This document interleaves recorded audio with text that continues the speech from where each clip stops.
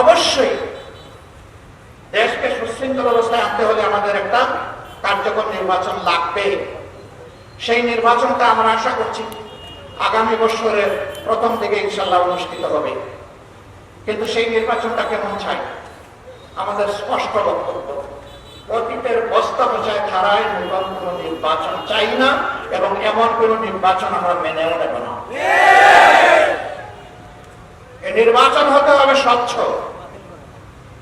এই নির্বাচন হতে হবে সকলের জন্য লেভেল প্লেইং ফিল্ডের উপরে, সমতল মাঠ নিশ্চিত করতে হবে, প্রশাসনকে নিরপেক্ষ করতে হবে, কোন মাস্তানতন্ত্র চলবে না, কালো টাকার খেলা মানব না। এগুলো নিশ্চিত করে আগামী বছরের প্রথম অংশে নির্বাচন দিতে হবে। নির্বাচন বিলম্বিত হলে কিছু জটিলতা সৃষ্টি হবে, বুঝ আমাদের আছে, কিন্তু আমরা কোন প্রিমেচিওর ডেলিভারি চাচ্ছি না। বাচ্চা 10 মাস 10 দিনে যে বাচ্চা জন্ম নেয়, সেই বাচ্চা স্বাভাবিকভাবে সুস্থ সবল থাকে। 6 মাসের মাথায় বাচ্চা জন্ম নেয়, তাকে ইনকিউবেটরে রাখতে হয়, ওই বাচ্চা সারা জীবন দুর্বল থাকে। আমরা এরকম কোন দুর্বল নির্বাচন এবং দুর্বল গণতন্ত্র চাই না। আমরা গণতন্ত্র এবং নির্বাচনকে তার মজবুত পিলারের উপর দেখতে চাই। আমরা সংস্কারের কথা বলেছি, অবশ্যই সংস্কার করতে হবে।